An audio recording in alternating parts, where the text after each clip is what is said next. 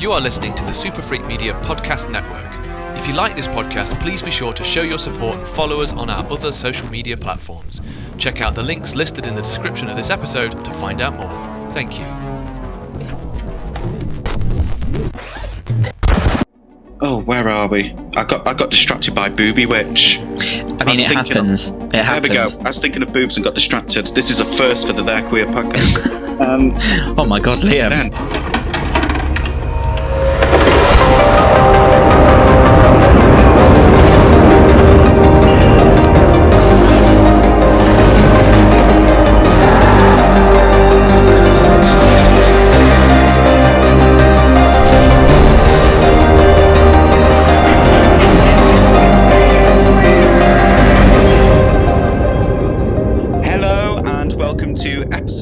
Of the They're Queer podcast, the podcast where two homos called Liam discuss all things gay and wonderful in the world of horror. Hi, gay. I'm Liam J. Hi. Hi, Liam J. I'm Liam B. Oh, it sounds like we're kids presenters. And today, folks, we're going to be making... I don't think I'd last very long as a kids' TV presenter. I think you'd be actually really good at that. Like, I don't know why, but I just think... I feel like it's not inappropriate for me to say that I think you hate children. In a professional capacity, they are great. They're just not my cup of tea. Yeah, absolutely. But on the children's presenter front, I think you could do well. Just put a jazzy shirt on and you'll be fine. Well, speaking of children, this month's episode, I Smell a Child. I smell a child. Yeah, we're talking about Hocus Pocus, the fantastic Kenny Ortega film, which I think out of every film I've ever seen, I've probably seen more than anything else. Is that like your film? Because I think everyone has one, don't they? They always have a film that they've seen the most. When it's always on TV or whatever, they always watch it. So is Hocus Pocus yours? Hocus Pocus is the one, and it's also one of those that I'm like, I'm having a bad day, I want to do something, but I need something in the background. Oh, look. Another glorious morning. Makes me sick. That or just random episodes of Grey's Anatomy. Do you know, it's been a while since I've watched Grey's Anatomy. Like, OG Grey's Anatomy was great. I don't know how stuff is more recently, but I don't know. Yeah, it's okay. It's a show. The shade of it all. Barely anyone in it anymore, so I'm just like, I'm powering through this just out of blind loyalty at the moment. Isn't it the last season though now? It's rumoured to be. Okay. And if it's the last season, I would like them to bring as many people back as possible. Basically, I want Sandra Oh back on my TV screen. Yeah, definitely. In any shape or form. I always forget that she came, well, kind of like that was her big thing where she broke out of. I always forget that. But yeah, she's wonderful. We've gone off on a complete tangent, but... We have, well, to bring it back in... There's an Halloween episode of Grey's Anatomy that happens to be Is that actually? One of my favourite episodes, yeah. No. It's fantastic. They're like, oh, I found a leg, and it just turns out to be like an artificial leg, and then they're just like, all these people come in with blood all over them, and I'm like, oh my God, there's been a huge trauma, but it's not. It's just costumes. They're just costumes. It's great. That's amazing. That's so good. So yeah, bringing those strings back together, Halloween, Hocus Pocus, Hi. How are you?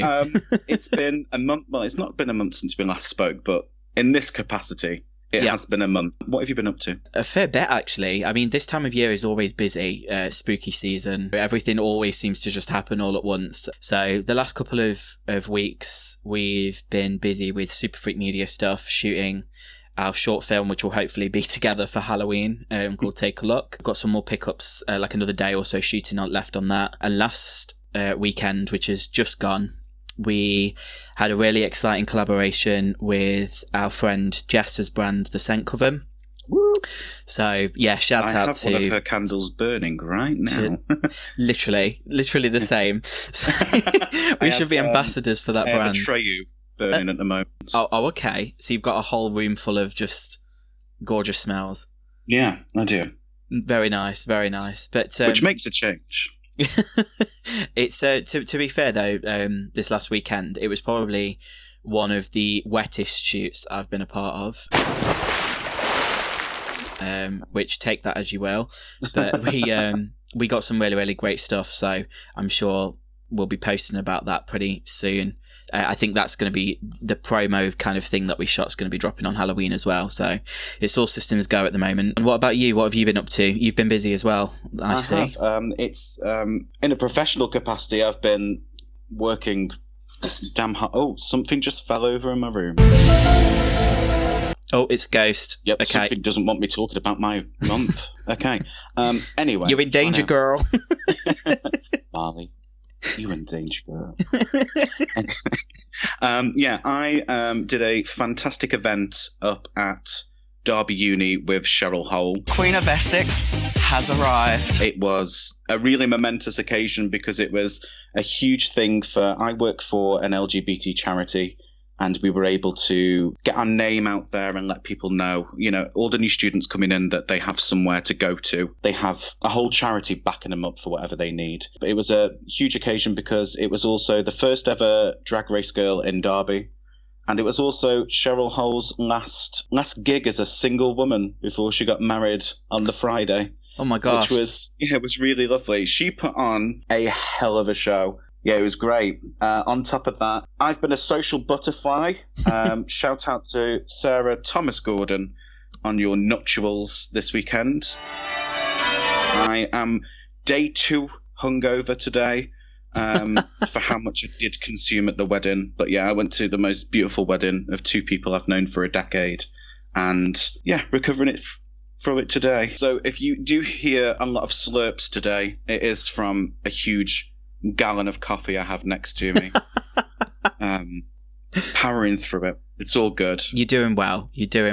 Just going back to obviously, huge congrats to Sarah, who we both know. But from what I've seen, it looked gorgeous. It looked absolutely lovely. She looks stunning as well. Yes, Queen. But going back to the charity work that you do, and obviously with Derby Uni. So I mean, we've both been through Derby Uni, haven't we, as students? Absolutely. So is it a fairly recent thing that they've started doing then now? There was a society, but there was never support. I wanted somebody to know that there was people who had my back and I could go and talk to, and allies basically. Yeah. And I wanted queer allies. I didn't want just a load of people just being like, yes, I've read about the LGBT. But no, and so yeah, that's what I wanted to get there. I have a lot of projects lined up for it as well, which I'm really excited about. If anybody wants to go and check out Derbyshire LGBT Plus on Facebook, Instagram, Twitter, whatever, please do. We are a charity. We receive no statutory funding. So if you do want to chuck a nice little donation our way as well, you can keep me in a job. So thank you. Win, win, win. You heard it here first, folks. I can't name them by name for privacy reasons, but I was very, very touched the other day when a service user came over to me and said, I really love the podcast. And I was like, what?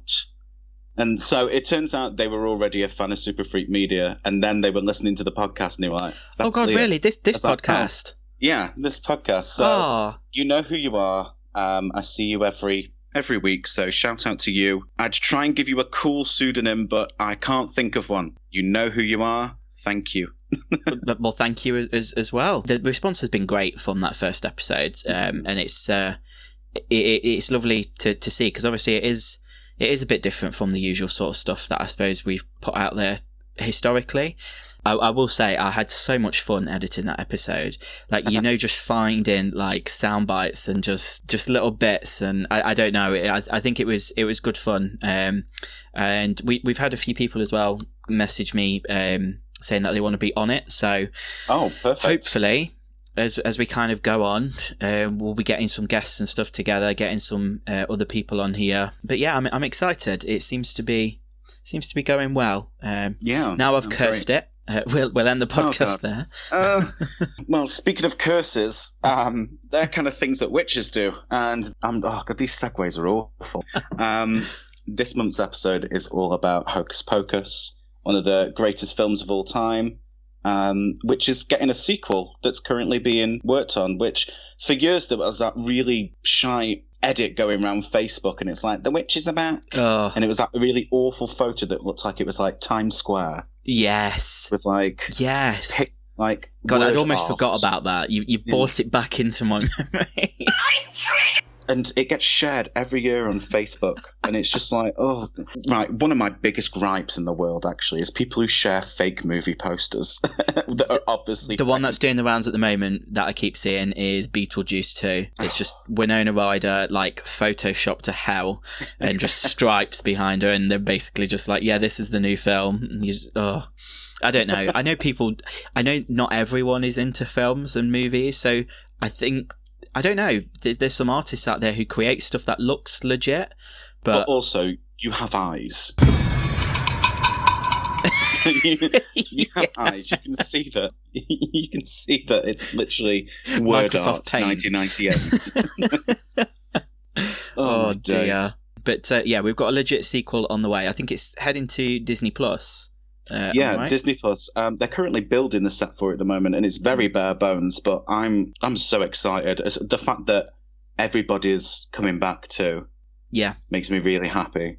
It wouldn't be a sequel without at least the Sanderson sisters being the original cast. I know that there couldn't see was. anyone I think else. there was a time where they were going to almost do like a reboot of it, and they were going to completely recast the sisters, all of it. And I can remember seeing that and just being like 100% no, I'm out. I'm not even. Okay, before we get into it, then, Yeah, if I don't think Touchstone are even a thing now, but they came up to you and was like, "Hi, Super Freak Media, you get to create Hocus Pocus 2, or the reboot actually, but you've got to recast the Sanderson sisters." It's a tough one because I mean the opportunity is great, and also I'm a huge fan of Hocus Pocus.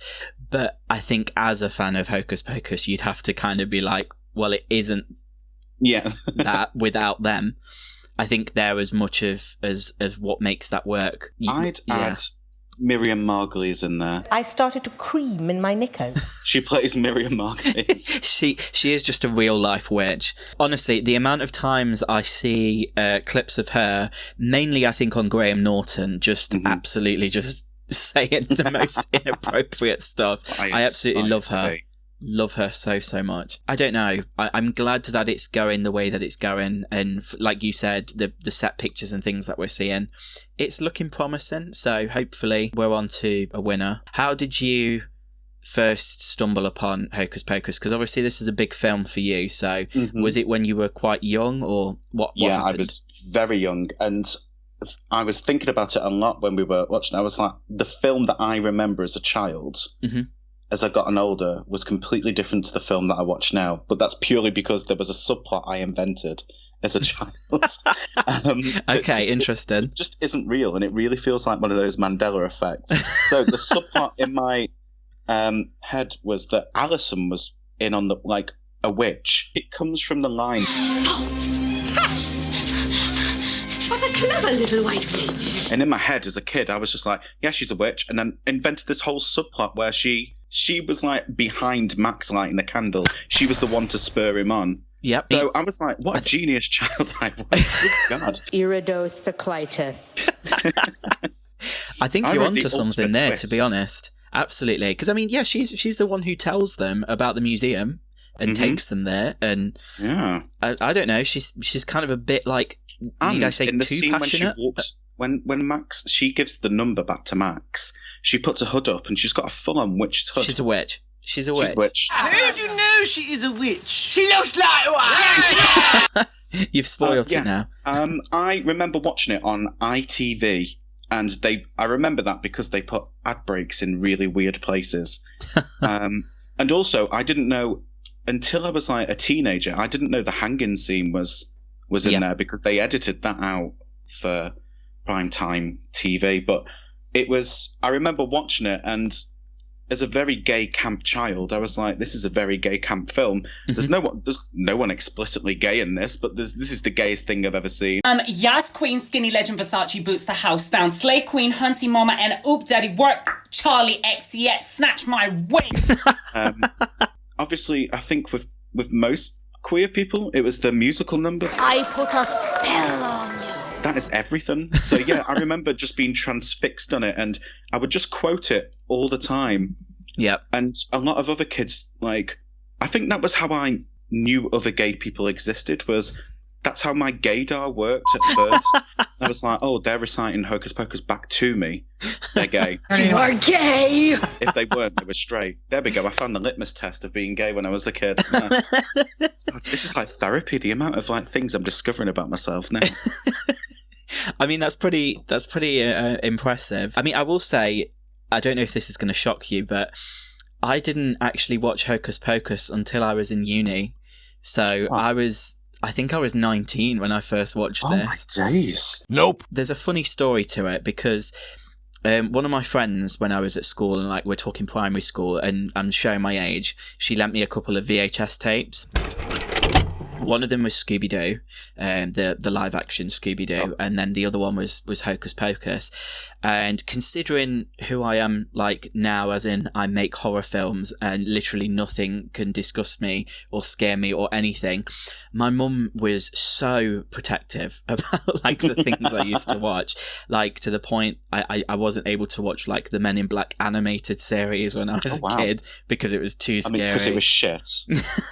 And she was like, no, you're not watching these films, because I think she thought that there was like this big scene where they like ripped a tongue out of a child or something, and I mean, she's I was like me. She invented a whole subplot. I think, I mean, I'm not gonna lie. Like when I associated something so much scarier with that film for so many years before I actually then, as I said, checked it out when I was at uni, and it was one of those spur of the moment purchases as well. I can remember it was like, you know, when you're in HMV and it's like, oh, you can get another DVD for $2.99. It was just there because it was Halloween, and I was like, do you know what? Let's just do it. Let's watch it. And when I tell you that my life has never been the same since, I mean, my life has never been the same. Because you're damn right. It's one of the campest films I've ever seen, but it works. It's so good. I think part of the reason why that is because Kenny Ortega is just one of the greats. Like, great director, great choreographer. Yep. Has worked with some legends. I mean, Michael Jackson, Gloria Estefan, just fantastic. Also found out, so one of my favorite films of all times is one of the worst films ever made, and it's Xanadu. And it turns out Kenny Ortega choreographed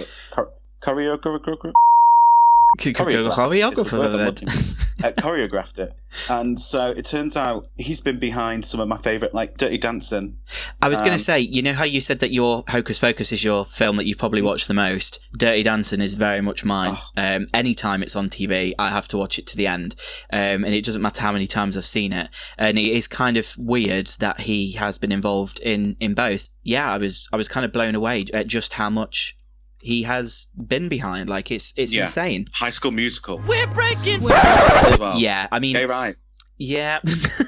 I mean, talking about that, obviously we'll get into kind of maybe more about the legacy of Hocus Pocus in a bit, but earlier today I watched the 25th anniversary like special that they did at the Hollywood Cemetery, and Vanessa Hudgens obviously was on that. I'm not the biggest Vanessa Hudgens fan anyway, but so into voguing right now. It was kind of a reunion of sorts for them because involvement in High School Musical, and then of course reuniting obviously for that. So yeah, he's a very, very talented chap, but I don't know. It's a staple for me, I think, throughout the year, but obviously very much at this time of year, like September, October. I'll probably watch it at least 3 times before Halloween comes around. So, I mean, the amount of times I've watched it for this is probably quite normal to me, because I will watch it quite a few more times this month. Yep. I'll be quoting it all month. I'll be quoting it all year, to be fair. I was going to say, there's no... I don't think there's a expiry on when you can quote Hocus Pocus. One thing I want to quickly talk about, because obviously this is a horror podcast, and when you say horror, Hocus Pocus isn't the first thing that would pop into your mind, but I feel like as a gateway to horror, and I feel like this does it very well. I mean, I think this may have been my gateway to horror because it was witches, there was zombies, and from that, this was the film that made me obsessed with witches. So from here, I then watched a very different witchy horror film, which is The Craft, which is I mean, there are similarities. Then that led me into, obviously, Neve Campbell's in that, so then that led me to Scream, and then I think this may have been the gateway into horror for me. The thing that started it all for you. Yeah. I think, you know, when you look into it as well, it was made by Disney, so I think there was going to be certain limitations to it in terms of how scary it could be in places. Mm-hmm. But I think when they initially conceptualized it, it was going to be a whole lot darker than it turned out to be. I mean, it was released with under Touchstone, wasn't it, rather than Disney, who they did that with Nightmare Before Christmas. They were like, oh, it's a bit too... Yeah, maybe let's not plonk Mickey Mouse at the front of this one. But I don't know. I think as well, I think that film led me on to other films kind of a bit more recently, you know, from Disney, and even, I don't know, more kind of like classic Halloween films like The Halloween Tree and Halloween Town, for example, all those sorts of things. Like, I never checked out as a kid. And I think, like you said, I probably would have had a really different way of watching it if I'd have seen it at a young age and grown up with it as to kind of now. But I don't know. I think just because they were made in the 90s and obviously this film was back in 93, it's just so packed full of nostalgia, isn't it, that film? It really is. It's awesome. I really, really liked how you did this on the last episode, so I'll ask you again. But for the people at home who haven't seen the film, do you want to give us a bit of a brief overview as to actually what happens in Hocus Pocus? Okay, strap yourselves in. The film opens, we're in the woods, and we're like, what are we doing in the woods? So we find out why. We see a child running, and we hear, "Come on, child." Just off screen. We come in, there's 3 women surrounding a little girl, and they're like quite ugly. Ugly? Oh, honey. I know. She really hurt my feelings. She's jealous. She don't even know me. By society standards, I happen to think they all look beautiful, but that's because as a gay man, those 3 women are always going to be beautiful to me. Anyway, jumping back into it, turns out they're all bloody witches. They're getting a potion. They want to suck the life out of all the children in Salem. So they whip up a potion to drain this little girl. Sarah turns around. I am beautiful. Boys will love me. And that's when I formed a deep attachment to this character. And then turns out the sister who's just died, the little girl, her brother's there, and he's like, "You can't be doing that.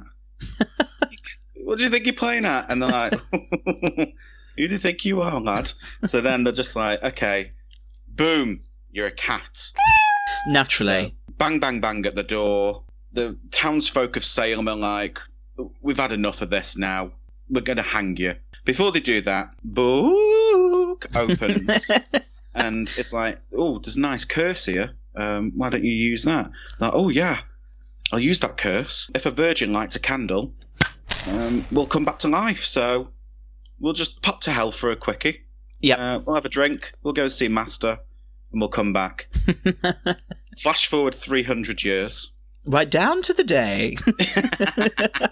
We see California laid-back dude, Max Dennison, freshly moved into Salem, is learning about the Sanderson sisters at school.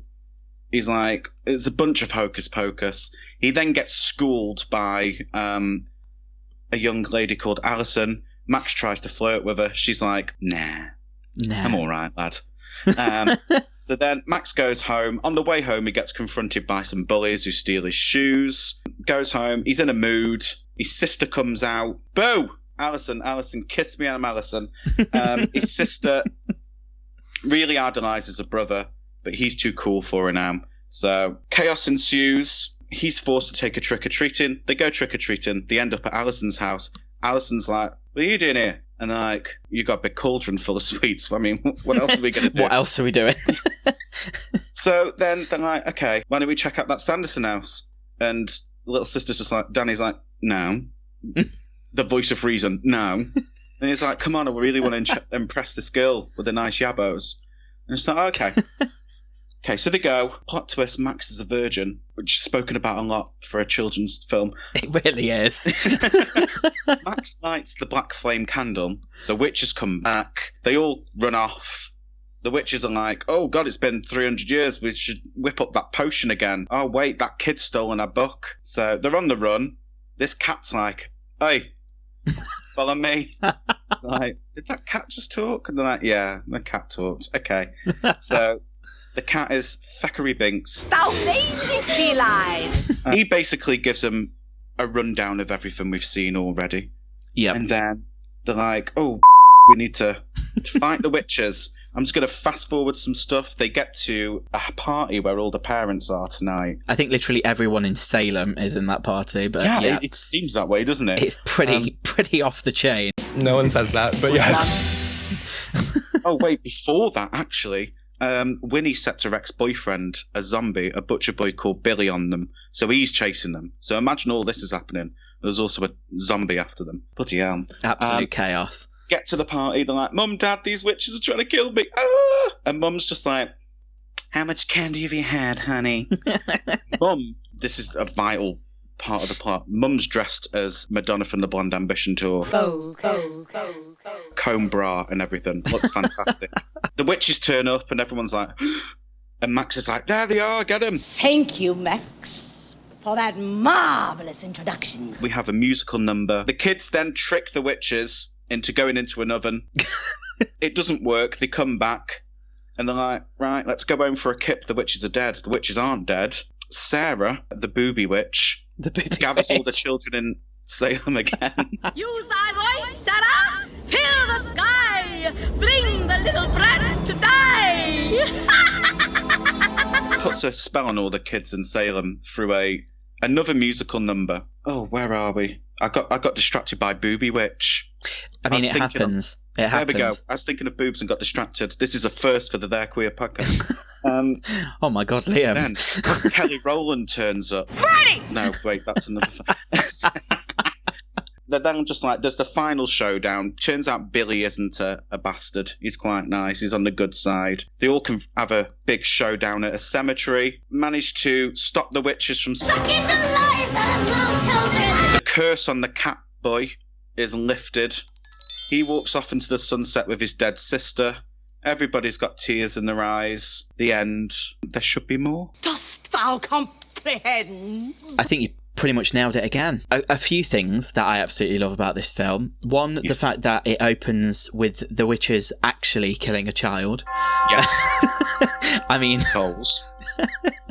I think it's very bold. And like you said, obviously we then cut to that hanging scene, which is on the face of it quite morbid, but is still somehow fabulous. Like, I didn't see that until I was about 12 or 13 when I started to get my own like pocket money and I managed to buy it on DVD for myself, and I was like, I never remember this scene.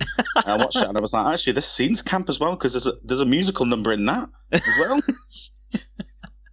Oh, it's fantastic. I mean, and it has some of the best jokes as well. Yep, 100%. The humour is just top tier, and this is why it's fantastic. The humour in this, it's one of those films where it's like there's jokes for everyone. Like as a kid, there are jokes for you, but if the parents are watching it with you, you're like, okay, yeah, I get these jokes as well. And as I've grown up, I've just been like, every single line in this, I think, is gold. I wouldn't have cut a single line from this. I think that's it. That's what makes it so quotable as well, is the fact that I don't know. I put it on just while I was doing like some stuff earlier today, because it's a film I'm obviously very, very familiar with. I was literally hearing bits and then just saying it out loud because I just knew what was coming next. And it really is that, you know, like when you get up for like work one day and it's lovely outside, but you've got to get up and go to work. In my head, I am Bette Midler just going, oh, look, another glorious morning. Makes me sick.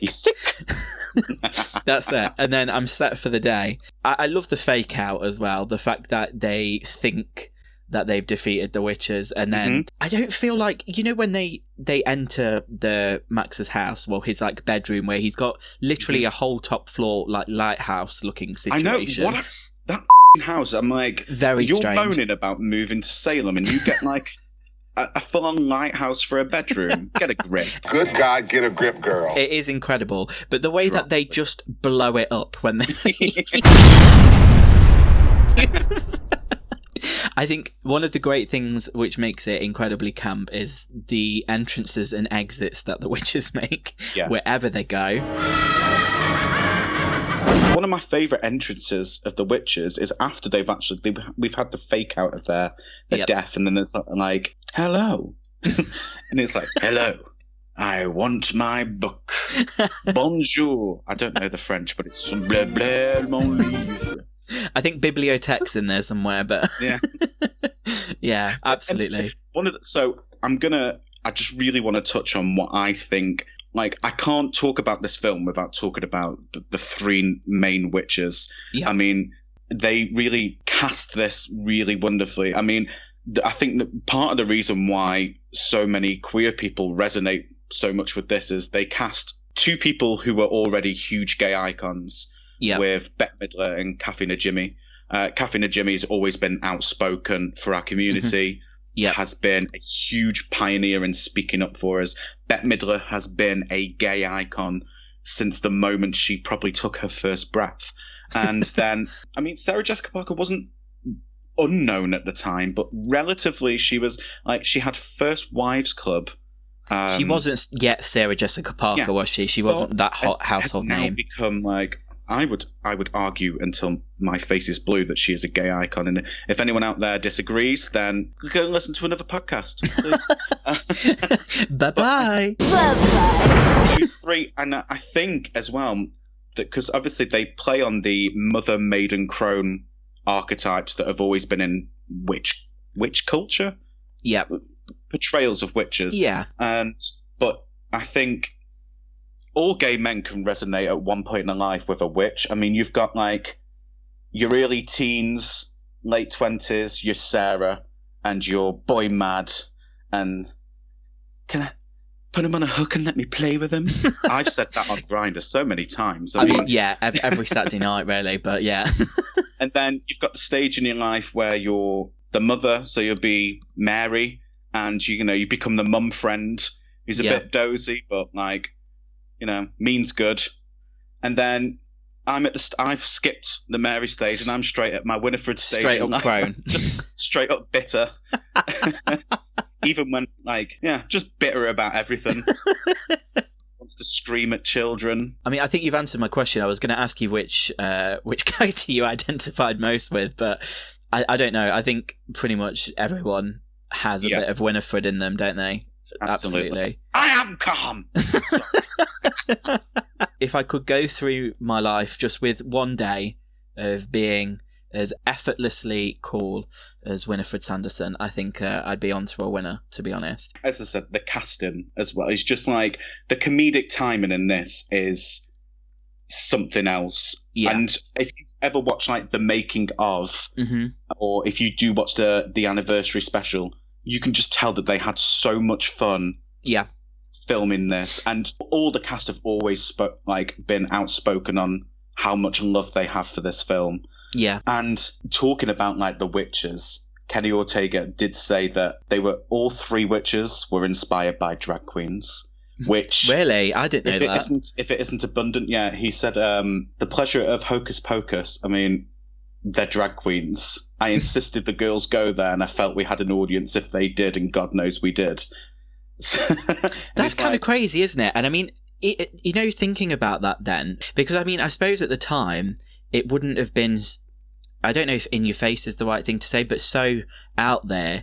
It's like, like now, particularly obviously from Disney, every other film we get, it's like, oh, this is featuring the first openly gay character. This is featuring a queer character. And I mean, here, back in 93, we had a film which, like you said, there's no characters in it that are explicitly gay, queer, whatever, but it is really, really camp. And it's it's camp. Like you said, they are practically drag queens. From the costumes, the wigs, the prosthetics, everything. It's something else. It's crazy. I'd argue that one character is gay in it. A Thackeray Binks, I think, is a gay man. Do you think? I really do think so. I think it's because I had a crush on him as a kid. I was going to say, is that you saying you think he is, or that you're hoping he is? I had such a crush on Max. I mean, he's grown up to be a fine-looking man now, but back in the day, I feel weird now talking about how sexy he was to me, but I'm talking about how sexy I used to find him. FYI. Yeah, I feel it's appropriate because you would have been now. of the right age at the time. But he was like a huge part of my sexual awakening. He really was.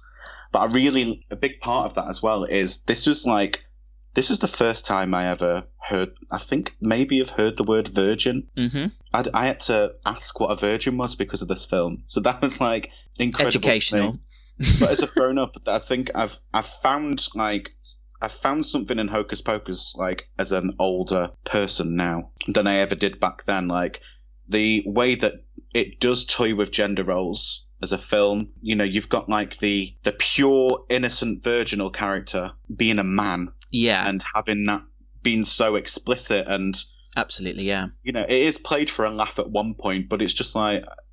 When you really think about it, and then you've got like Alison does take on the role of, you know, the male love interest historically as being the one with all the answers and, you know, being the brave one. Yeah, I mean, I don't think I've ever really looked at it that way. And I mean, you're absolutely right. It is a complete 180, I suppose, of what we'd come to expect. And I mean, I know that we've said already it's not explicitly either horror. I mean, it has elements of the genre, but it's not the scariest. It definitely still, as you said, still has to have those elements that are pulled through, the things that we expect from the representations of witches in films and that whole dynamic with young adults. Because I think it is also, it's very much a coming of age film. It deals with a lot of like heavy stuff. You've got death in there. You've got the talk or suggestion of sexuality and all of this kind of going on in the background.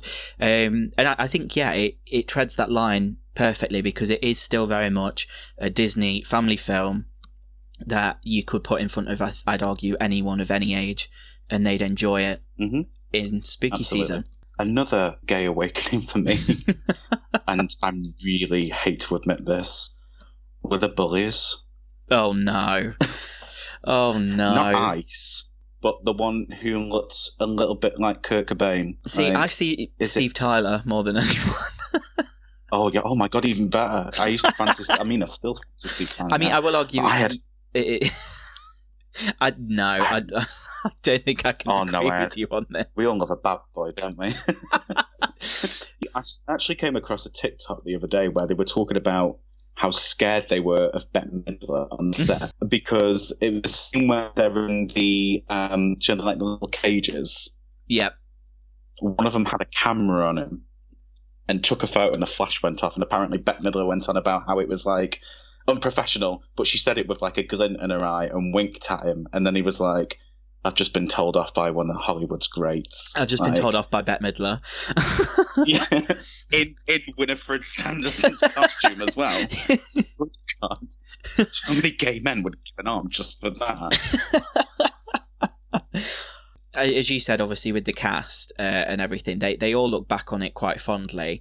But I think we've also got to talk about the fact that when the film came out at the time, it was very much a flop. It was not well received at all. High flop. It was literally. It was. I think it was only really in the last 10 years or so that it's really elevated itself to that cult status. And I'd kind of say, in some ways, I kind of see it almost becoming a bit like a modern day Rocky Horror Picture Show, like with the fact that we still have these yearly screenings of it. You see the costumes everywhere now. It is so quotable. People sing the songs, all of that stuff. I'm not saying it is on the level of that, but it's kind of in that region of pop culture to me. It really is, yeah. I mean, Disney have started to embrace it a lot more now. I mean, they included it in Mickey's Not So Scary Halloween Party on the stage. Well, I wanted to talk to you about that because both me and you, obviously separately, not together. Let's not start any rumours here. We've both been to Mickey's Not So Scary Halloween Party in Orlando, haven't we? Yeah, I went trick or treating around there, dressed as Peter Pan with tights. Amazing. With tights. Amazing. I had a sword fight with Captain Hook. That's not a euphemism as well. I generally had like a plastic sword fight with him. But if it was Hook from the Once Upon a Time show, I'd have a bit of a different sword fight with him. Party. Listening back on last month's episode, I was like, God, I'm quite a thirsty person when I'm talking, but I edited out so much. That's all I need to say to you. There is so much more that I could have kept in there, and I was like, for Liam's protection, I'm gonna keep this. I'm great. But yeah, we both have attended Mickey's Not So Scary Halloween Party with the people they get to do. Oh the my witches, god, fantastic! Particularly Winifred. It's unbelievable. I mean, I had to rub my eyes to make sure that it wasn't actually. They sound the same. They look really good. I mean, the last time I went was back in 2018, and I think that would have been it was the year of the 25th anniversary. So I think they were a bit more into it because obviously they knew that it was like this is a special anniversary, and I'm not gonna lie, I was very happy that I got blown a kiss from the woman who was playing Sarah. I was like, I can die happy now. You're right. But I mean, it's like the fact that there is like this show now, and like I don't know, There's a decade or so. As well. They release merch yearly. I mean, it's not fantastic, but there's like when you go into the Disney store. I mean, not anymore. R.I.P. Disney store. Oh my god, down, but, what's going on with that? Have they all just closed or what? Yeah, apparently so. I will remember you. Jeez, it's not like they're hard up for money. So yeah, do you know what I mean? Like they're the ones that you'd expect to just stay there no matter what. Absolutely. But they have the little plush figures of them. Do you know when you used to go in and there used to be all the cuddly toys? Yeah. You can get the Sanderson sisters. I mean, I'd want that as a child. I want them now, actually. But to eBay. Yeah, and you can get a mug. You can get a mug now. Like everybody owns a Disney mug. Yeah. Like somehow everyone owns a Disney mug, and they do a Hocus Pocus one now, and it's just like I'm so glad that Disney are reclaiming it. I'm so glad they knew how beloved this is that they were like, if we make a sequel, they will come. Yeah, absolutely. I mean, I think I'm a little bit gutted. It's obviously, I don't think it's going to be at the cinemas, is it? It is going to be a straight to streaming. But I suppose the way that things are at the moment, even the cinema kind of ready films are still then going straight to streaming. So I think that also plays on the cult status of it. I mean, think of how many like watch parties there's going to be, and people dressing up to come together and watch it. And then as I said, it's then got that Rocky Horror vibe to it, where it's like everybody dresses up to go Hocus Pocus. If that turns into a thing, I want to do a yearly screening of Hocus Pocus somewhere. That would be ace. That would be really good. We're gonna have to get together when the sequel comes out for sure. Absolutely. But I think it is important to obviously remember where it kind of came from and the journey that it's been on, because I think that's what makes that film so special. I mean, even just looking, I had like a quick gander online, and the film itself, the critic score on Rotten Tomatoes is 38%. Which is one of the lowest I've ever seen of any film.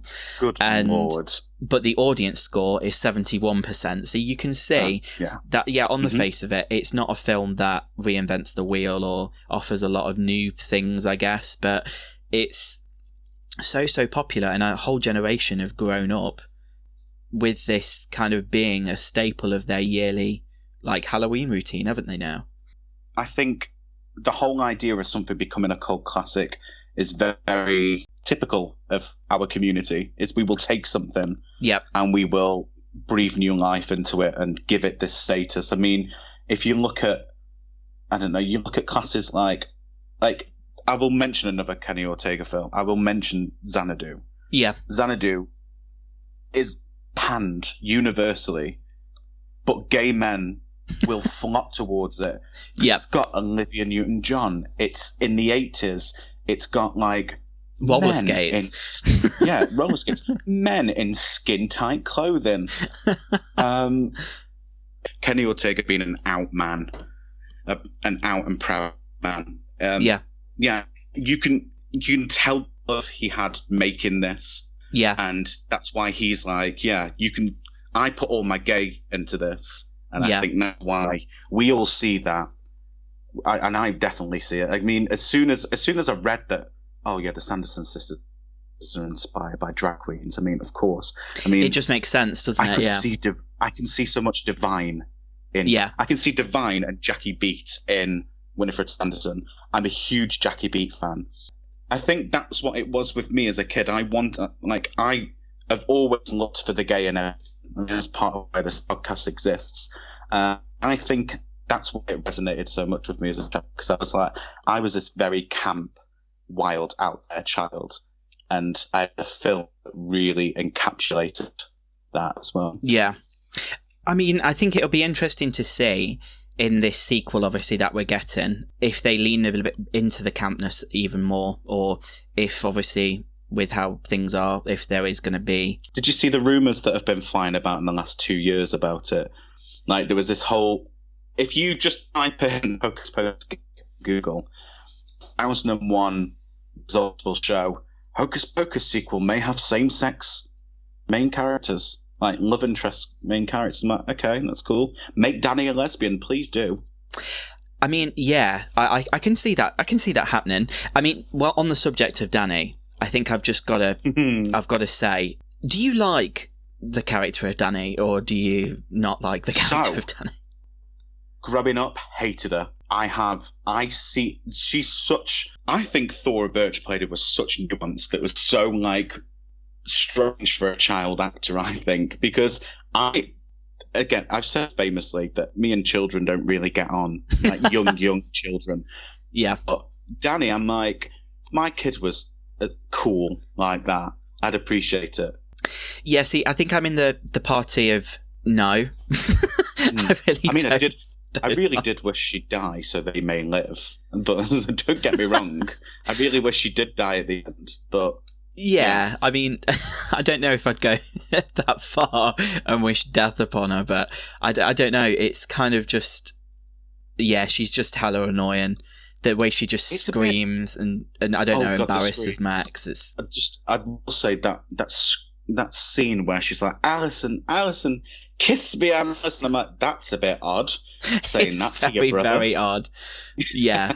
I recently watched a film that she was in when she was a bit older, called The Hole. It just landed on Netflix again. You know, I don't know if you've seen it, the one with Keira Knightley.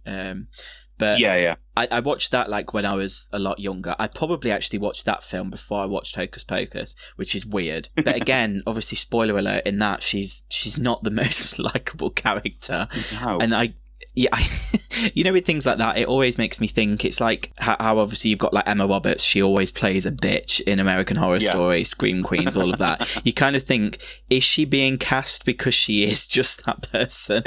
Or is she Hollywood's annoying child? Yeah, do you know what I mean? It's kind of like, I don't know, I get a similar sort of vibe with Thora Birch, but I imagine, I mean, I hope we obviously get to see a lot of familiar faces in this new one. I think that's, I really hope other than the witches, obviously, but yeah. I really hope we get as much Sarah Jessica Parker cleavage. Well, you mentioned as we closed, obviously, the last episode, you said that you had like a special relationship, do I want to say, with her character and particularly her costume. Yeah. Growing up, we had this purple velvet throw in our house. And I see where this is going already. I used to take the shoulders out of my t-shirt and put it just underneath my nipples, push my boobs together and put the purple thing around me and sing Come Little Children. And imagine this like little 8-year-olds giving a full-on drag performance.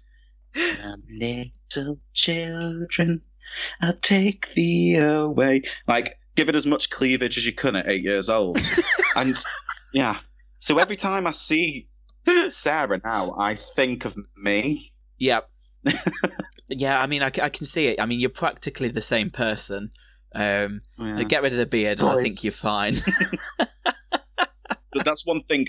My day. So me and my friend, growing up, when we were about teenagers, we used to go to the skate park drinking, and every time I'd see an attractive boy, I'd be like, boys, constantly. It's literally part of my vernacular now. That's it. You've become. I think we'd be lying if, I don't know, I feel like a lot of queer people, particularly obviously, as you said, gay men, they are an amalgamation of those three characters. Absolutely. Aren't they? But I have a weird crush on Billy. Billy, really? I don't know what it is. Yeah, I used to have a thing for Billy, and I still do. Was it the Doug the Jones? stitched up I mouth? don't find attractive, but I do love Doug Jones. Just an incredible human being. But Billy, I used to be like, oh, okay. That was like a big break for him. When you think about everything he's done since, that was like one of the first things, wasn't it? That Fantastic. He was a part of. Incredible actor. And so, like you said, he seems to be such a like genuine guy. Like, I mean, even when I've tagged him on stuff on Instagram, because I'm a huge fan of him, he's liked the post, or he's I don't know, replied to comments. And I mean, he's a friggin' Oscar winner. Like, yeah, the way that this is going to turn into a love letter to Doug Jones. I mean, I'm fine with that. To be nobody honest. does physicality like Doug Jones does physicality. Like, yes, like every character he plays has like such like nuance in the way that they move. Yeah, I can barely walk up the stairs with any sort of grace and decorum. So I'm like same. in awe. Yeah, he's incredible. I think, you know, like a lot of people would go for like the great like thespians, like traditional like names that they'd be like, oh, I really want to work with these people one day. But Doug Jones is someone that I would absolutely love to work with, particularly obviously in a horror capacity. I just think it'd be fantastic. He's such a talented performer. Absolutely. I'm sure he would, but I really hope, because they need to bring Billy back for the sequel. Yeah, he's going to be there. I mean, obviously, yeah, kind of maybe let's close things up then with Hocus Pocus. But the only other thing that I think we haven't mentioned, I don't know if you will have seen it or read it, was, have you read the sequel book at all? I haven't. It's one of those things where, because it was made so many years after the fact, it's just one of those things where I know it's there, and one day I'll probably go to it, but it's not.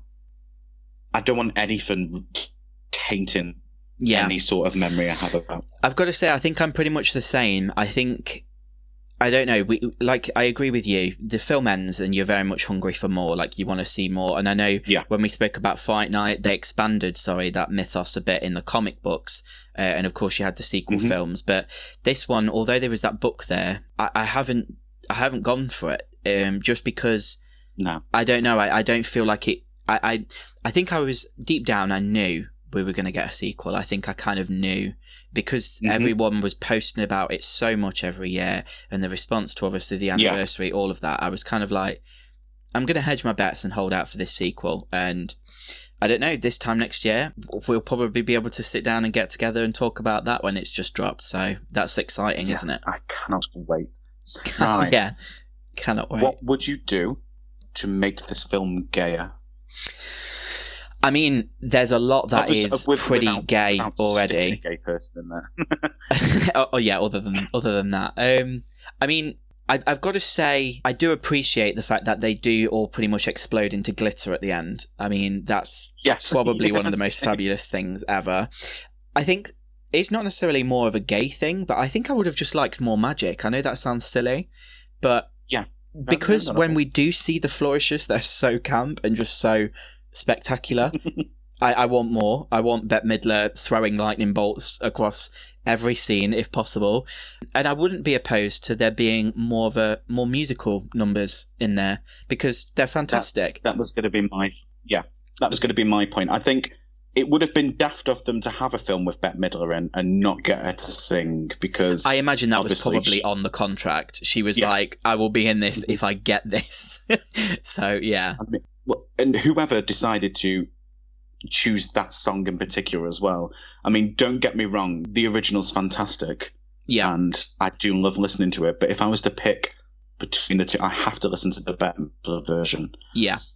Every single time. And I really loved that it plays during the closing credits as well. That's how I'd make it gayer. Book would have a voice. Book? And he'd be voiced. Yeah. But he'd be voiced by someone small and camp. Leslie Jordan. I mean, yeah, I could get on board with that. Why don't you come on over and turn my page? You really camp. Oh my god! While you're turning my page, I'm about to burst. Yeah, I can see that. I can definitely see that. Yeah, because that's the only thing I could think of making this gayer, because it's very, not so much gay, but it's so camp. I feel like if you then add more camp to it, like, all joking aside, I think you can cross a line. The only other thing that I think I would kind of appreciate, and I think, I don't know, my mind, nostalgia, the 90s, all of it, it kind of crosses over.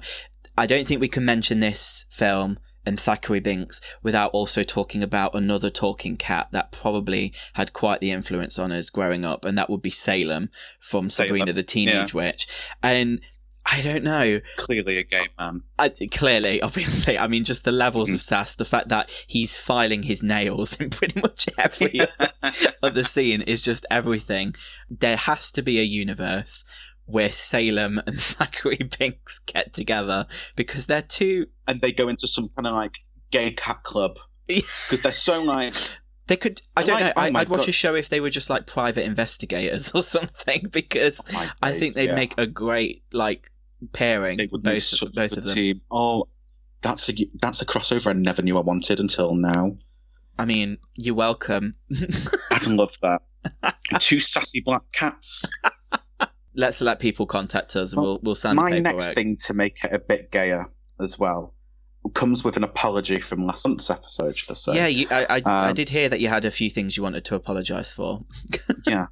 First of all, I would like to apologise that I made a promise in an inaugural episode that I would mention Kelly Rowland in every episode, and that it didn't happen last episode because I was so swept up in how hot I was for Jerry. Yes! But from now on, Kelly Rowland, you will be mentioned. If you're listening to this in some capacity, she is. She definitely is. But I would, to make this gayer, Kelly Rowland would pop up Freddie! To be like, she starts walking towards Max when he's wearing quite a jumper, and she points at him. But then I'd like to, like, the sassy black cat Thackeray to come on and be like, wrong film. And she just slowly, like, saunters back. Any film where somebody wears a ass jumper, I'd like her to just come in, and she just creeps in, and then somebody's like, for the audience at home, I'm gesturing at my throat and just be like, and just slowly saunters out like, shit, wrong film. Or just someone like just drags her off the out of the shot, or just rugby tackles her. Or she's like, do you know, like Kenny in South Park, how he dies every episode?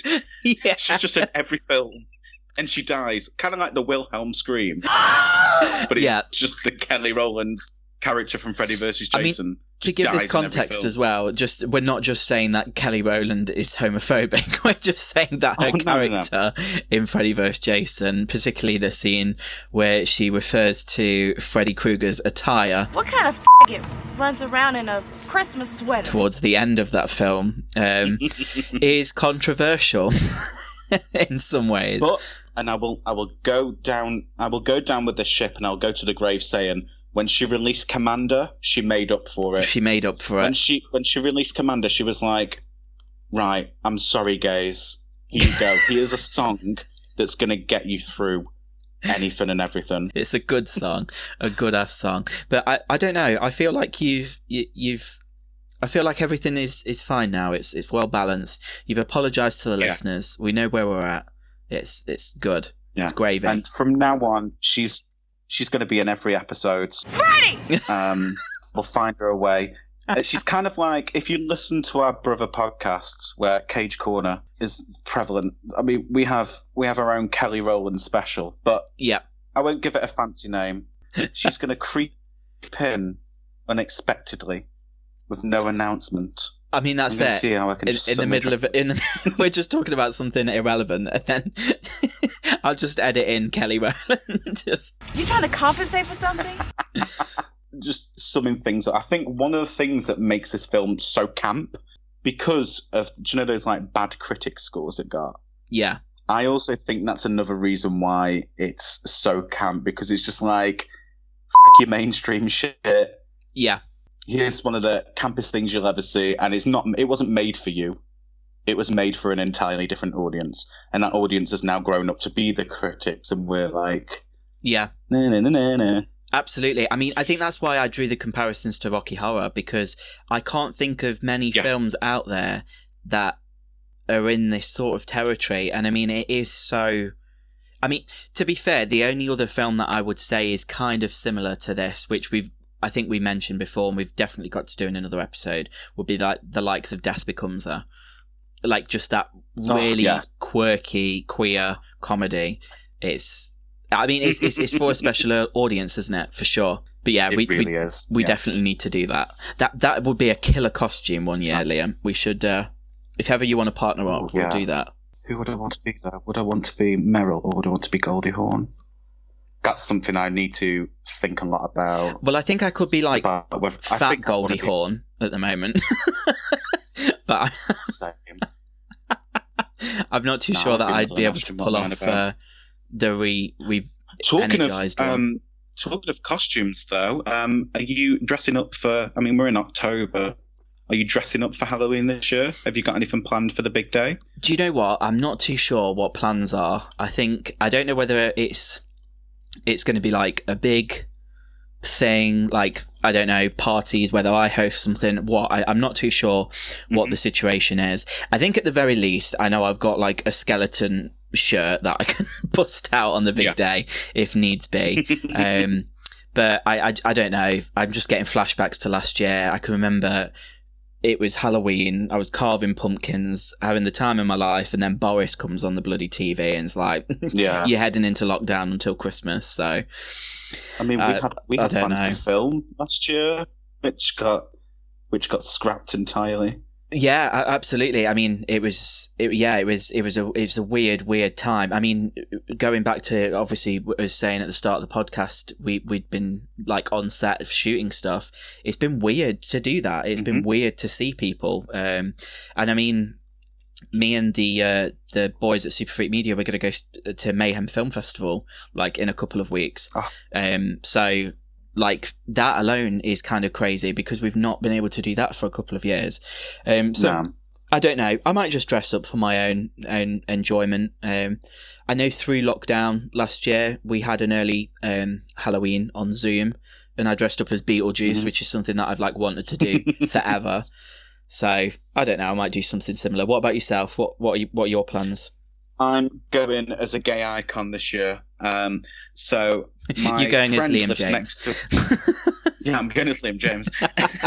My friend lives next door to a barn where the owner kindly lets us have the barn for like parties and stuff, and it's really cool. Okay. So we're having a small gathering where we did like they've got a huge projector in there, and we watched Hamilton last year on it, and it was just like, why don't we do more nights like this? It's incredible. Yeah. So we're going to watch a scary film, get together and dress up. So a close friend of mine is going as Fairy Godmother from Shrek. C minor. Put it in C minor. I'm going as her handyman, Kyle, who's only in the film for not even a minute of screen time, but he's so camp and so gay.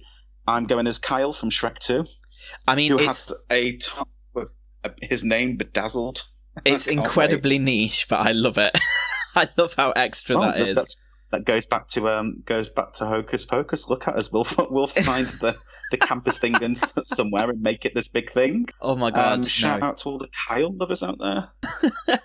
I'm sure. Just to wrap up on all things hocusy pocusy, if one of these characters were to walk into the workroom on an episode of Drag Race, have you thought of a line? I've probably have to go back to like my favourite line that I quote most often from Hocus Pocus, and it would be just like, I don't know, oh look, another season of Drag Race, let's get sickening.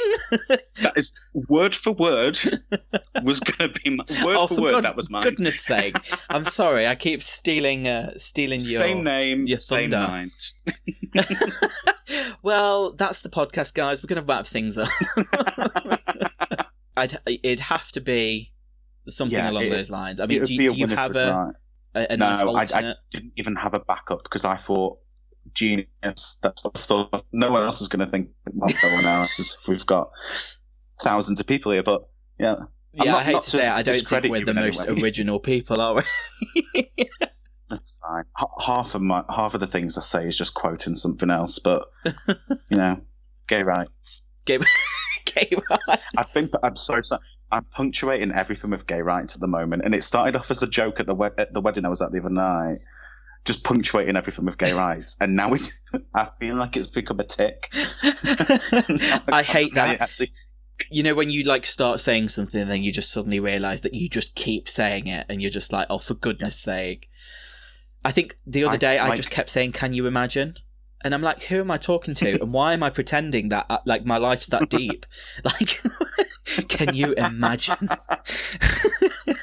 In gay news, more recently, I think we've had quite a few interesting things develop in the queer world. I know there's one thing in particular I really want us to talk about, which is probably something you're going to lead off with. But I don't know. Take it away. I've stolen your thunder so much already. A huge shout out to when we talk about like gay icons. Yeah.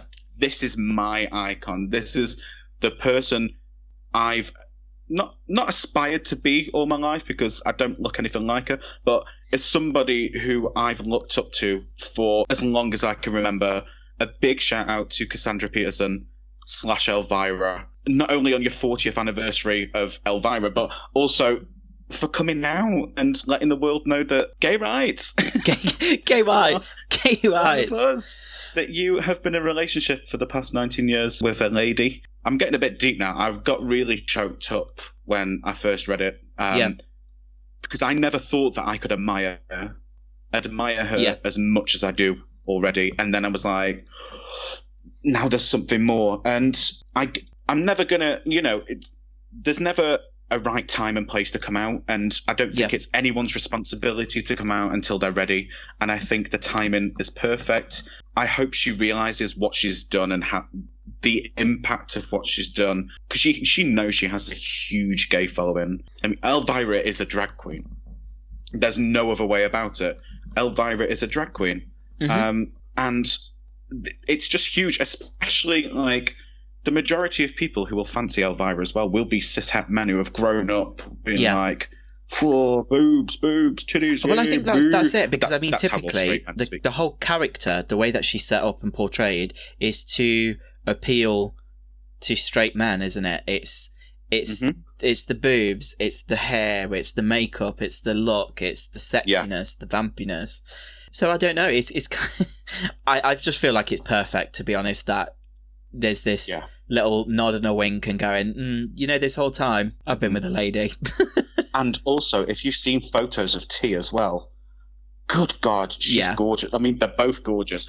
But also, a huge shout out to T for being able to keep it a secret for 19 years that you are with Elvira. I mean, I don't think anybody is more entitled to brag about something than T is. Like, I'd find that hard to keep a secret. I think that'd be hella difficult. That'd be really, really difficult. Yeah. Absolutely. And I think that's probably something that's not being talked about enough, actually. I mean, like you said, there's no right time for people to come out and say their piece and accept who they are. And I don't think it necessarily was that she wasn't happy or knew who she was. I think it was more just... It was about the brand. Yeah, it was the brand. And she does explain a lot into it. She does go into detail in her autobiography, which is one of my recommendations this month, is to please go and read Cruelly Yours by Cassandra Peterson / Elvira. It's incredible. What a life, what a woman, what an icon. I think it's a testament to her, the reaction that it's had as well. Yeah. Because you'll get a lot of people who... It sounds awful, but when somebody comes out publicly, my immediate thought is, I wonder how many piss takes there's going to be. I wonder how many men are going to get really angry in the comments and stuff. And there's been nothing but love. And I think that's quite rare, but I feel like that's a testament to her and the impact she's had on the horror and the gay community. I was going to say, I think it speaks volumes for the horror community as well, because I think out of the communities out there, the horror community is probably one of the more accepting and united. And I think even if you did appreciate, obviously, Elvira from a straight or hetero perspective, it doesn't alter the fact. I mean, the character, I would still argue, is very much obviously still playing for men. And I mean, let's talk about the fact it's been 40 years. This woman does not age. She looks as good as she did like when she started. It is insane. I really hope she comes over to the UK to do like appearances, because it's always been my dream to meet her. I've had a couple of opportunities. She has been at some conventions over here before, but it's always been in the middle of something, or I've been away. I'm in a position now where I can just go. You could drop everything and go and see her. Yeah. No, I definitely love to see her as well. I mean, a few years back, we actually had one of our films, The Final Girl, showing at a like horror Halloween convention thing that she was hosting, and she actually introduced like the short film segment. So I can remember at the time I was kind of like, oh my lord, like even if she doesn't stay and watch the film, she's there's like this weird kind of tenuous link to her in some way. And I mean, I think that's it. Is she's one of those rare characters, kind of like Hocus Pocus in a way, as she's not just a character, she's a phenomenon, and she's been with horror fans throughout their entire lives. That was a really, really obviously great thing for the queer community to see, and for the horror communities in that crossover to see someone of that caliber and kind of say, look, this is who I am and I'm happy. And I want you to be happy for me. I think as well, though, and we had a bit of a chat before we started the recording of this podcast. There's also some more serious sides to, one, the reason as to why we're doing this, and the reasons why we feel it's necessary to still then speak out as well about queer issues and queer perspectives on stuff. I don't know if you want to go into what I'm talking about here, because I feel like you know a bit more about it than I do. But October's quite a bittersweet month. Not just for me personally. It's like my favourite month, but it also a month that reminds me of a huge tragedy that has resonated with me throughout my whole life, and that's this month marks the anniversary of the death of Matthew Shepard.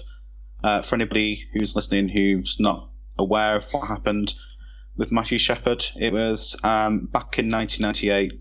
Matthew Shepard was in a bar in Wyoming, went to meet a supposedly friend there. I'm just going to put a content warning for anyone listening to. I mean, we talk about horror, but this is real life stuff. I mean, this is real life horror, isn't it? Yeah. He was taken to a field, tied to a fence, and savagely beaten to the point where, when he was found, his face was covered in blood, apart from some lines on his face where he'd been crying. What happened at that point sparked a huge outcry in America, but also worldwide, where I feel hate crime was really seen for what it is. I mean, beforehand, gay panic was used as defense in most homophobic attacks, and this was the first time where people were like, oh, wait a minute, you can't use gay panic.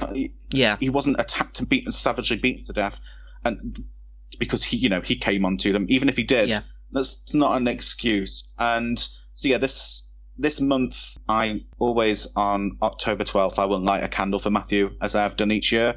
I was very lucky to direct a production of the Laramie Project, which is a great play by Moises Kaufman and Tectonic Theatre. I suggest anybody out there to give it. There's a film of it, but give it a read. It's great. It's verbatim theatre, so the play is, every line in the play is word for word what people have said in the town of Wyoming. It's all based on interviews of people who knew him, people who were close, taken from news articles and press recordings and the actual court hearing and all that lot. Unfortunately, it seems to be that it takes such horrendous acts for people to then suddenly realise that maybe the way that the world isn't okay, and people need to, I don't know, take that time to educate themselves, look into themselves and see what they can do to make the world a better place. And I will say, obviously, you've had an awareness, obviously, for some time in your involvement with the Laramie Project as well. I will say it's something that a story that I came across more recently in maybe the past kind of 5 years or so. And I'm going to be honest, I didn't really know much about it before then, but I took the time to read about it, and I'd suggest anyone at home listening would. take the time to go and actually read about what happened, because unfortunately it's a part of queer history. It's also reminds us that we should never be complacent, that the fight's never truly over, and that we may have come so far, but there's still a long way to go. But it's also, I don't want it. So sorry. I don't want to, bring the whole show on a downer. We have fun here, we have a laugh, but just think of out of tragedy comes beauty, and we get to have a laugh and make dick jokes and all this, because so many sacrifices have been made along the way, and people have paved the way for us. So I'm just going to put a pin in that now. We'll get back to the lighthearted stuff. Moving on. Recommendations. Recommendations. So my first recommendation is the Elvira Autobiography. Well, Yours Cruelly, Elvira, Memoirs of great Mistress name. of the Dark. Great name.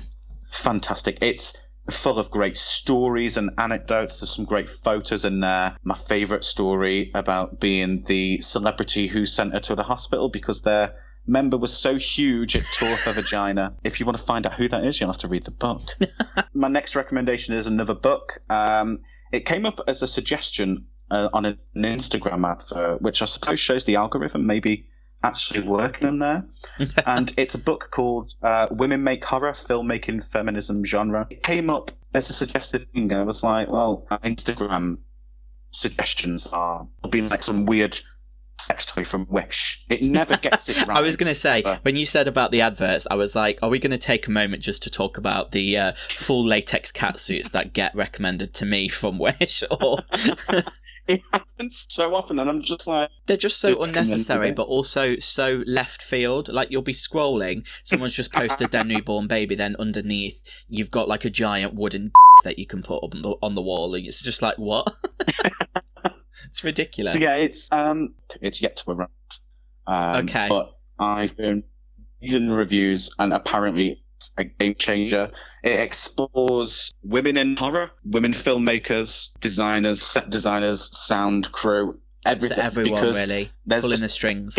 Gets overlooked, completely get overlooked. You chose looks, I chose book. Well, I've kind of flipped that on its head. Oh, Zinnia Wormwood, what a woman. Anyway, yeah, Carrie, what are your recommendations?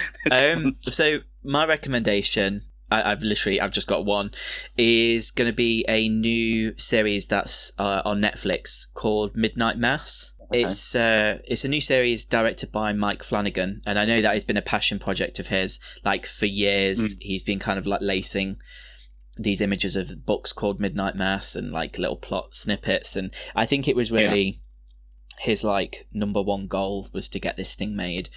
And I don't know, I was thoroughly impressed with it.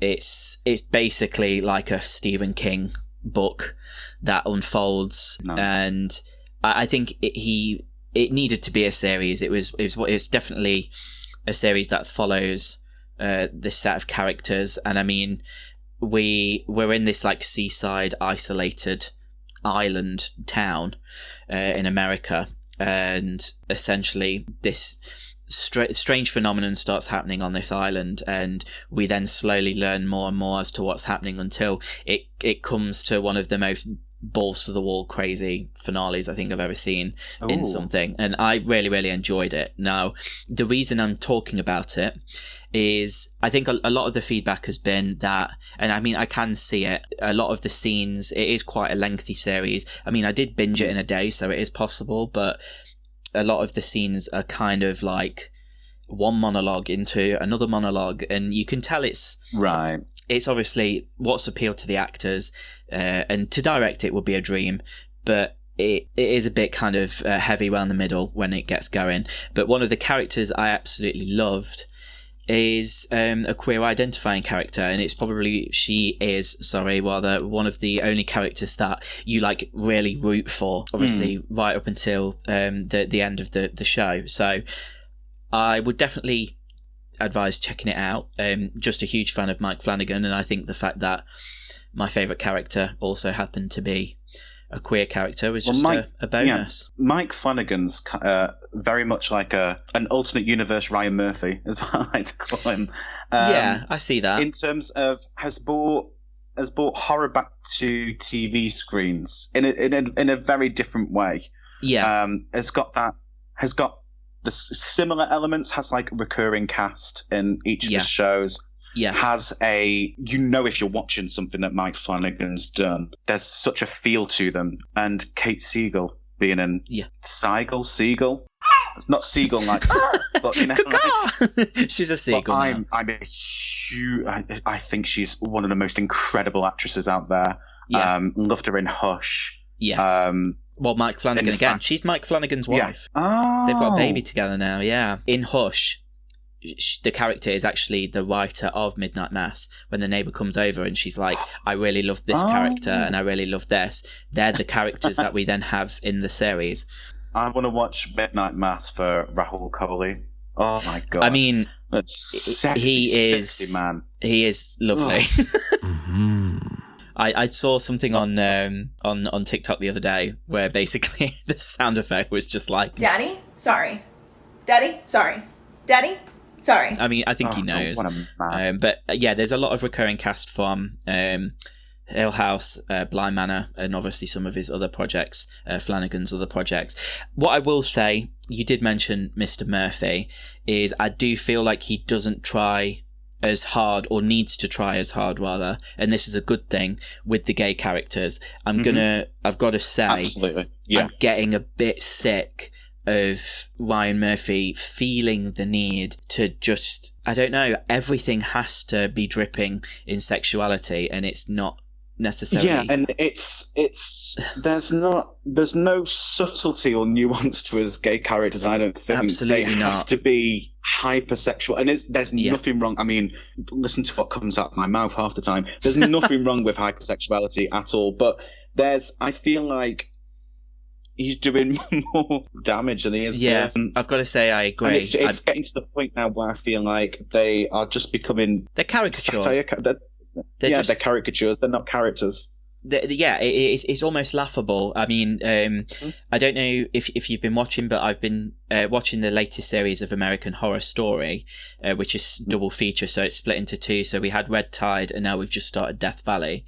And I don't know. It was kind of like the first half was set in Provincetown, which I didn't know was supposedly quite a gay part of America.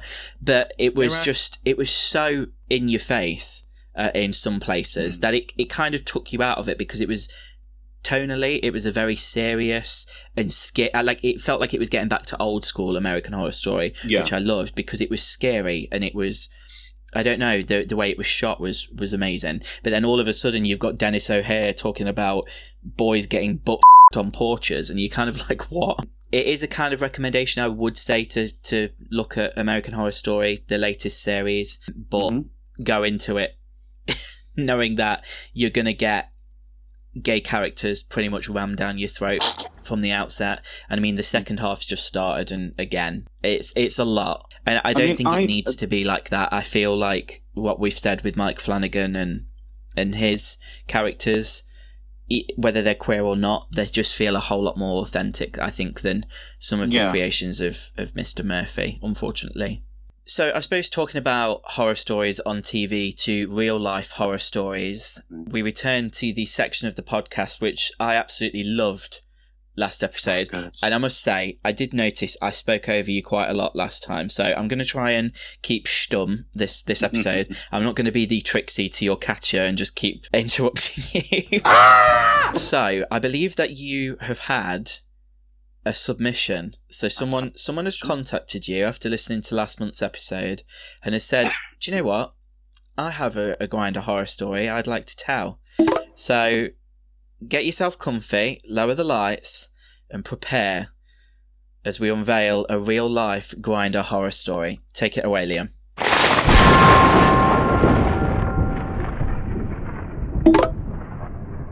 So this story is entitled Coffee, Hold the Cream. Setting the scene. Outside of our staff room, there is a random brand coffee kiosk I'd been buying coffees from this kiosk for about 6 months now. Lovely stuff discount. I was newly single and back on the apps. You know the apps. When I received a message from the barista who regularly serves me there, telling me that I looked extremely hot today, and let him know what next time I was working. So I did. And he said he wanted to know, so next time he could add his own special cream to the coffee. He wanted to in my coffee and watch me drink it. Safe to say, I went back to branded coffee chains pretty quickly. Wow. that took a turn. That is not where I expected that story to go. How incredible is that story? I mean, people are just weird. I want to in your coffee and watch you drink it. I mean, we all love a frappuccino, but Christ, but I'm trying to think as well, if that was hot coffee, imagine the texture. We're leaving it there. For goodness sake. I'd really like to thank the person who sent that in. They are going to remain anonymous. They are a very good friend, so thank you for submitting that in. If anybody else would like to submit their Grindr, or other apps are available, I'd quite like to hear some stories from her, the lesbian equivalent to Grindr. I want to know if it's as bad. But yeah, other dating apps are available. Please send them in. You can message me directly if you want, because... No, message me directly, because... Yeah, if you want to field those, that would be great. I'm just going to log into the Super Freak Media socials next time, and it's just going to be all these weird stories submitted. But yeah, please definitely contact the other Liam about those. But that was thrilling. That was everything I think I wanted it to be. I love the idea of Grindr horror story. Just that notification it does trigger flight or fight in some people. Especially I went to a club where they played the notification over the song, and the amount of people who got their phone out was so funny. I feel like that could be a horror.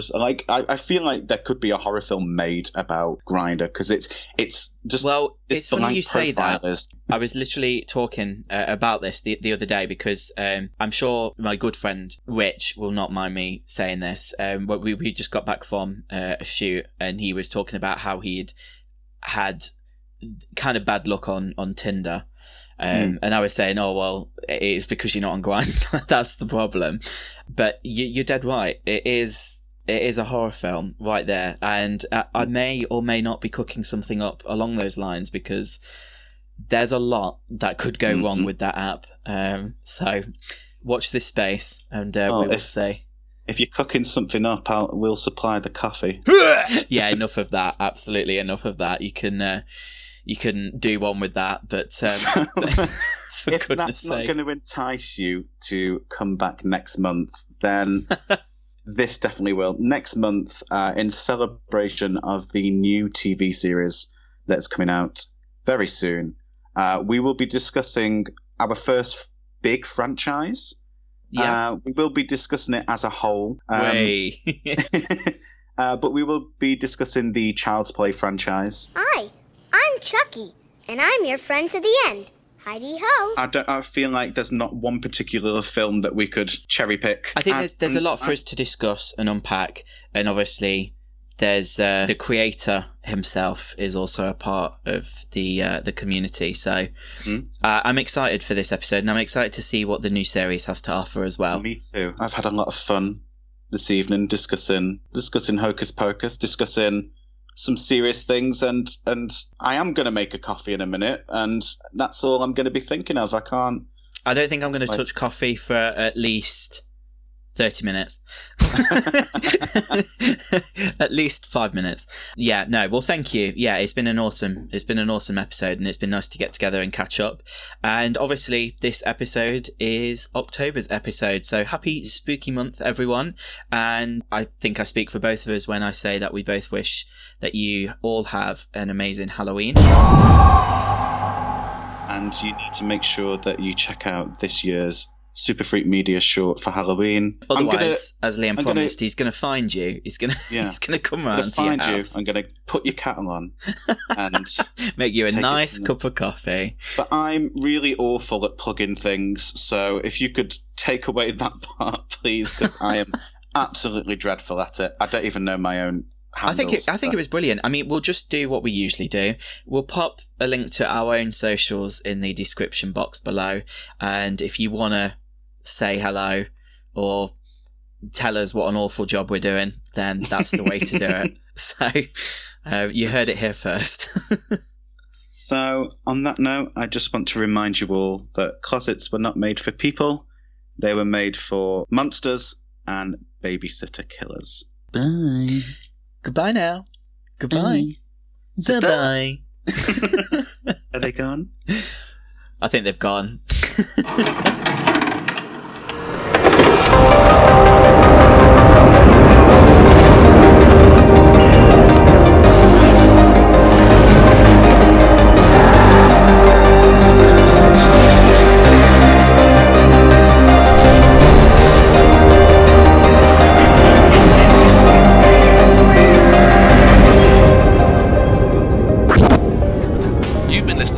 On the Super Freak Media Podcast Network. To show your support, be sure to subscribe on whatever platform you're listening on. And you can find us on social media in the links in the description of this episode. Thank you for listening.